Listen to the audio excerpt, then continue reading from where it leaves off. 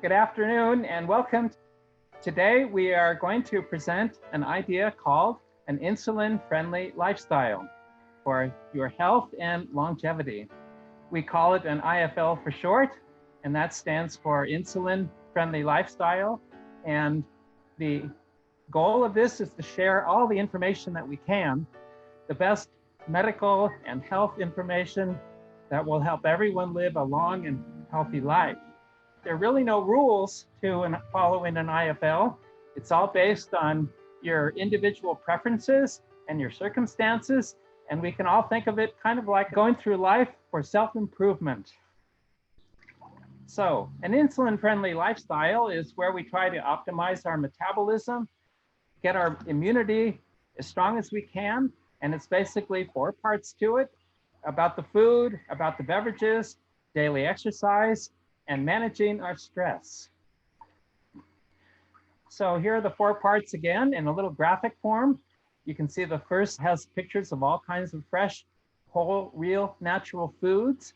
And the second one is showing a little graphic there about the beverages and a little bit more about water, since we use it to cook and drink all the time. A little bit about daily exercise and how we can keep moving around, and all the things that we can do to manage our stress. On that topic, we don't want to be in this state where we're always getting our adrenaline going and our cortisol and all these sort of things. That, as you will learn, is bad for the insulin levels in your body. A little bit about my background. I'm an attorney, had a wonderful career in San Francisco, flew around in my airplane visiting clients, but I always, as the years went on, I gained more and more weight all the time. And I'd be trying to go on this or that diet and follow the US guidelines and all that sort of thing. And it just, nothing was ever working. I just continued to gain weight. And here I am showing my yo-yo going up and down, over 200 pounds and then down to 165 and then back up again. And during this time, I was following the conventional advice. That advice was to eat less and try to exercise more. And as I learned, that was the worst advice anyone can ever get. The reason it's so bad is that it actually destroys your metabolism. Now, how does exercise and eating less do that? Well, to answer that question is really the heart and soul of the IFL way of living. And it's the heart and soul of how we want to prevent all the diseases as we age and live a long and healthy life. So this whole thing about metabolism is the key. Now, when I mentioned that the IFL is really an attempt on my part to share all the information from medical doctors, researchers, professors all around the world. And the one thing that they had in common that I wanted to really share with everyone here is that they seem to all focus on the hormone system in the body. The body is not a machine. The body is a wonderful, wondrous creation, and that really has so many different parts that work together. And a lot of it has to do with our hormone system, because that is how we really control all these different functions in the body. This is just an introduction today, but in further classes, we'll learn that everything we do, everything we eat, what we drink, what we think, everything in our life has an impact on insulin. Insulin is something that a lot of people hadn't heard of it, the importance of it before. I hadn't either, but for the last 12 or 13 years, I've been trying to understand and follow the whole notion of living my life, everything I'm doing in terms of an insulin-friendly lifestyle. So why is insulin so important to all of us? Well, it controls how long we'll live. It controls the state of our health. Of course, controlling our weight and our energy levels, and the prevention of all these chronic diseases that we see all around us. And the wonderful thing is that we can prevent all of that. You will learn if you become interested in the whole notion of an IFL and adopting an IFL, that it is the single most important factor of how long and how healthy you can live. And it's based on your own individual preferences and circumstances, your age, your health, your gender, your economic situation, your cultural and religious affiliations. But if you have this notion of what is going on inside of you, you will succeed and improving yourself the best that you can be. So what is insulin? In short, because this is just an introduction, it is the master signaling hormone in your body. So if your brain is trying to communicate with your liver to your heart to your intestines and all your muscles, we don't have a telegraph system in a conventional sense. However, we have a hormone system, a signaling system, and insulin is something that we make in our own body. I have my insulin levels. Everyone listening to this webinar has their own insulin levels. It's made in the pancreas, and it's just a wonderful thing to understand this whole concept of how insulin really is so important to all of us. Just to give you an idea, insulin is this whole sense of two-way communication between the liver and the brain, the liver and the heart, and it's controlling how quickly you grow and how quickly your cells reproduce. Of course, people have heard about insulin and blood sugar, and it does that too, but it also controls whether you're gaining weight or losing weight. It helps with whether you're sleeping well or not sleeping well. It helps with thyroid. It helps with the assimilation of minerals in the body like magnesium and sodium. And it controls your energy levels and, very important, your whole metabolic rate. So I like to think of the whole insulin communication pathway as the insulin symphony. And down there at the bottom of this slide, you'll see this notion of glucagon and GG. And those two become the heart of the whole IFL approach to a way of life. So glucagon, which was at the bottom of the screen there in the previous slide, that is your survival hormone. That is the indirectly or directly is releasing the energy levels in your body. It is helping with cellular repair. It's controlling hunger. It is allowing cells to die and recycle themselves naturally in the body. It helps with your fatigue and your hunger levels. And so we will explore all of these notions when we go through the whole IFL course. And we hope that the more and more people learn about it, the more they'll be excited about it. And glucagon, which for me was always a little difficult to say, a little difficult to spell. And remember, I just started calling it GG. So I'll be referring to GG from now on. And that is this other hormone that is also made in the pancreas.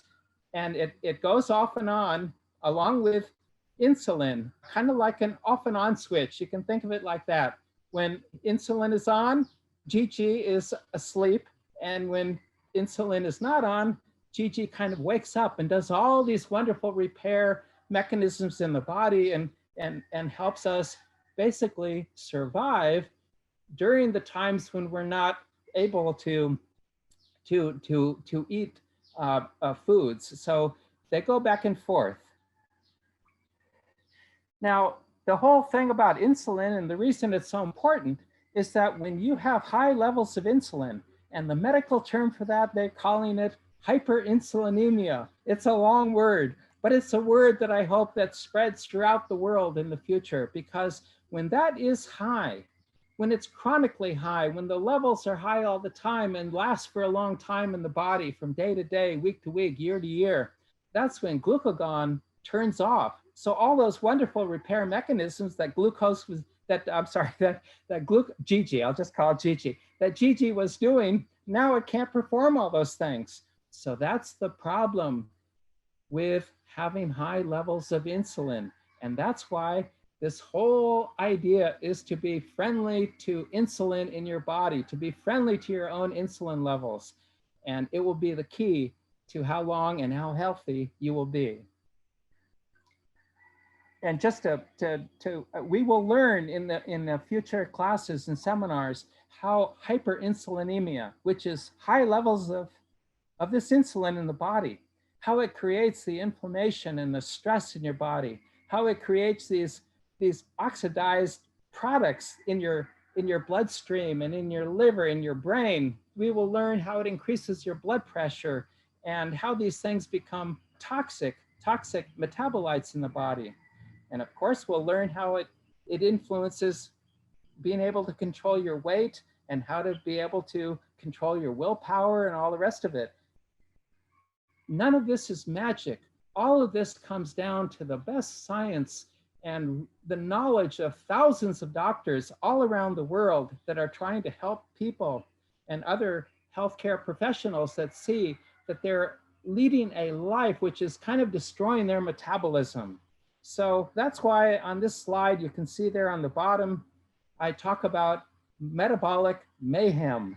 And it really results in this whole concept of insulin disease.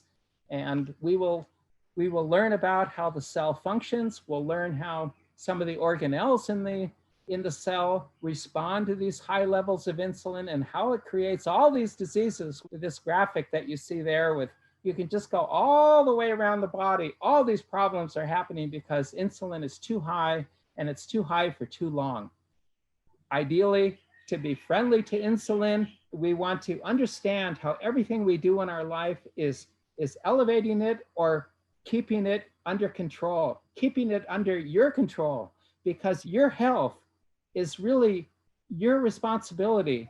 And when you go to a doctor for help or a healthcare professional, you'll be helping them to help you if there's some problems that you cannot understand, or even conventional medicine really doesn't have an answer for it. But to the extent that your metabolism can be healthy, you will really be giving you and your healthcare provider the ability to be the best that you really can be. I just mentioned this metabolic mayhem causing these insulin diseases. And as I was reviewing all the medical information over the last 15 years or so now, they always talk about insulin resistance. You hear that all the time. And you'll learn what that is in the course that we will be providing in the future. You'll learn about this visceral fat. That's all the fat that collects around the abdomen and encircles the heart and gets into the liver, so all these organs can't function properly. This whole notion of metabolic syndrome, which some medical doctors came up with these factors a long time ago, where they started to define what's going on in the body that's creating all these metabolic problems. Together, I just lump them together as insulin diseases. So I hope in the future, hospitals, clinics, they'll have not heart disease, not cancer, not liver disease, but they'll have the general notion of insulin diseases. And that's where everyone will try to seek help first to understand how their own body is reacting. These insulin diseases cause so many different problems. I just touched on the metabolic syndrome, the insulin resistance, the fat around your organs and inside your liver and all that. We will be explaining how insulin works, how the foods that we eat, how that influences insulin, how our exercise patterns, our movement patterns throughout the day and night influence that. And of course, what beverages that we're drinking, and finally, how we're managing our stress, which includes getting a good night's sleep, which is not a time wasted, by the way. That's the time when your body's really trying to repair itself. Even the brain, the vessels and pathways in the brain open up so the brain, which is a very metabolically active organ, can clean itself out and organize all the things that you've learned and do all these things. A lot of that happens when we're asleep. And that's a big part of stress reduction, stress management, I should say, and a big part of what we call an insulin-friendly lifestyle. When I talk about an IFL, I'm really trying to convey to everyone that these insulin diseases, at first, when you're younger, in your 30s and your 40s, perhaps, you're coming down with a big belly and high blood pressure and maybe problems with your HDL or your triglycerides. These are all fancy terms for what we try to test in the blood. And they're very helpful as markers. There's one marker that I hope will become mainstream in the future, and that is testing for the insulin levels. Because when you have these insulin diseases, they manifest at different times as we age, as we get older. And it may show up as Alzheimer's or heart disease. Many cancers are caused by metabolic problems.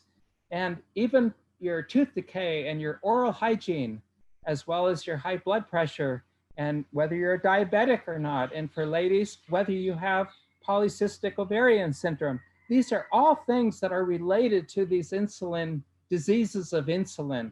And that's why just kind of understanding how in our own life, in our own body, all these things are happening, and you can address it and try to control it. Because at the end of the day, really, each of us have a responsibility, an individual responsibility to take care of and understand what we're doing. And here's this called the yellow brick road. When you're young and you're healthy, wonderful. And then you develop these higher levels of insulin. And you can see in the yellow brick road, I'm talking about hyperinsulinemia. And maybe you're 30 or 40 years old and you have these higher levels of insulin going on for 20 or 30 years. You may not know it. Your doctor may not know it if you're not testing for it. And the glucose will look like everything's normal in the body. However, your insulin levels have been chronically high. Your pancreas has been just working out overtime for 20 or 30 years.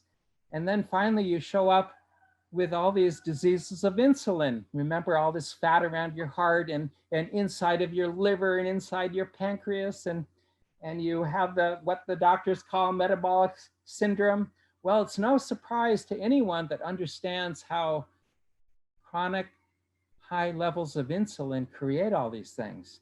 And then, of course, as you get even a little older, you have all the chronic diseases, the high blood pressure, the heart disease, diabetes, type 2, and obesity, many of the cancers, which a lot of researchers believe is metabolically driven. And women suffer from PCOS. And a lot of times, all of these conditions are all related to insulin. And insulin, many researchers believe and many doctors believe, is the driving force, the number one factor in all of these diseases. I just wanted to highlight Dr. Joseph Kraft. He spent his whole life, 20 or 30 years, and over 14,000 patients. 14,000 patients, can you imagine? And he was trying to test what their insulin levels were and how those correlated with other metabolic biomarkers in their body. And so everything that I'm saying here today is not coming from my own imagination. This is all coming from thousands and thousands of dedicated healthcare professionals around the world who are suddenly waking up to this notion that controlling insulin, living an insulin-friendly lifestyle is singularly probably one of the best things that all of us can do, no matter what our age is, no matter our health status, our culture, whatever it is. All of us can be thinking about how we're controlling insulin in our body. I just threw up some of my own medical information here because as we will learn to understand how to live an insulin-friendly lifestyle, we want to be getting these medical checkups and we want to be consulting with our healthcare professionals. And in many ways, it's going to come down to your subjective energy levels and other factors, but it can be very, very objective also. You can have your blood tested, you can have the ultrasounds and the scans, and then you'll know really what's going on. And if you correlate these results with what insulin is doing, what your pancreas is doing, making all the insulin and the glucagon, then we can really understand and plan a future which is designed to minimize and prevent all these diseases as much as we can. For me, I just want, I hope you can hear it my voice. I just bubble with energy because sharing all this information about an IFL is something that really works. Look at all these things that I wrote down there. You can control your hunger and your level, your feeling of satisfaction. They call it satiety. You can control your weight, all your energy levels. BMR is a fancy word for how much energy you use every day. You can control, of course, your metabolism and how your liver is functioning in the body and all the diseases that you can prevent.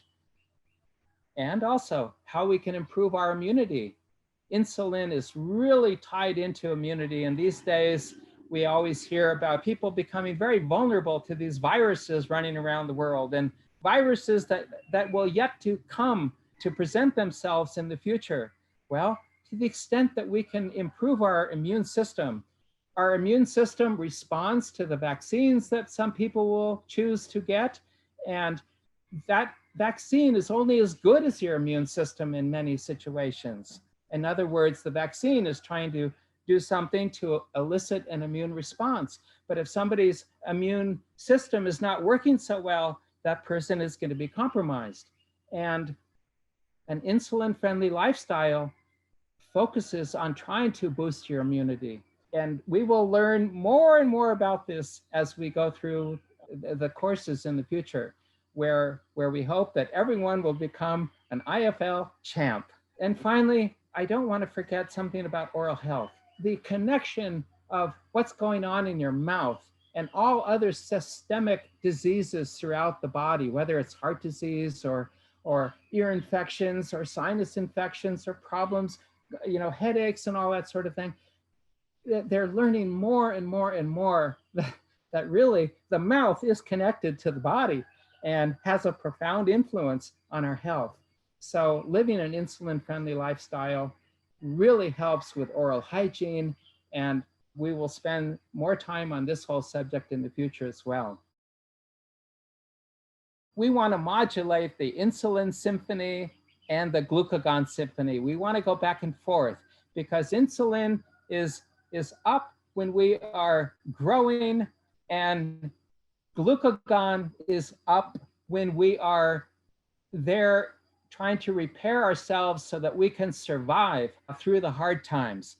And not traditionally only, but just in prehistoric times, glucagon was allowing us to live for 30 or 40 days or even longer without food, and giving us the energy and the brain power to be able to go out and do things that were necessary for our survival. And the IFL taps into this modulation between insulin and GG, and that is the key. That's the key, I believe, and based on all these thousands of medical researchers and medical doctors and professors, I think they believe it as well. I just wanted to give just a quick overview of what the insulin-friendly lifestyle is all about. And I don't want to read all these things, but just to highlight, it's all about real and natural foods and beverages. Secondly, you want to make it full of nutrients and natural enzymes and these phytochemicals. And I'll be explaining what the phytochemicals are and where you get them. You want to get plenty of vitamin D, and that will come from sunshine if you can get it, or from foods. You want to have some sense of how you prepare your food and where the food is coming from. You don't want to turn wonderful sources of nutrition and destroy it during the cooking process. You want to have foods that are very healthy for your gut and your microbiome in your body. And naturally, you want to eliminate as much as you can all these man-made added extracts, and usually they're processed added sugars and industrial seed oils and flours. These are substances that have been stripped away in packaged foods mainly they're not good for, they would not be part of an insulin-friendly lifestyle. So we will explain why these things are toxic to the body and why they hurt us and why they make us age quicker and come down with more diseases. Also, we'll learn about different ways to clean water and why water is so important and why you want to have mineral-rich water as much as you can. We'll learn about oral hygiene and a regimen that makes sense and to be able to control the pH levels in your mouth, because it's no surprise to all these dentists throughout the world, but your teeth actually dissolve in the acids. So if you want to keep your teeth and keep your smile, you want to control the pH in your mouth, and we'll explain how to do that so that you never have to have cavities or gum disease in the future. How wonderful is that? And when we talk about exercise and moving around, here I am swimming in this pool, and I hope that all the Zoom meetings and all the other conference meetings in the world, everybody could be moving around, whether it's their treadmill, their rowing machine. I just happen to prefer swimming. And this is a non-chemical based water system that we have. So I just love it. And I try to be moving around every time I'm conferencing, or also I like to swim while I'm watching a movie or listening to a lecture. It's just wonderful. But part of an IFL is moving around all the time. And of course, we want to limit alcohol, and we don't want to smoke if we can, because that's, well, you know, all the problems with smoking. And finally, the last one on the list, when we talk about what is an insulin-friendly lifestyle, it is modulating, cycling back and forth between insulin and GG. And I like to tell everybody that GG is really, to the extent that we can have GG time, we will really be improving our health and increasing our health span forever. It can come down to a little simple formula. Now, I hope that this formula spreads all over the place. It's put on t-shirts and everything. And basically what it says is that your health and longevity, which I call L, is really a function of complete nutrition and GG squared. So that's it. That's it. Now, the reason I'm not talking about insulin in the formula is that when we're controlling insulin, GG is active, doing all the repair, doing all the wonderful things in our body that keep us healthy. But we need complete nutrition. And of course, insulin is going to be active when we are getting all that nutrition. But anyway, the formula L equals mg squared. It's a little bit of a takeoff on Albert Einstein, but I think he'd be smiling and be happy that we are kind of using this wonderful formula, E equals mc squared, that he came up with.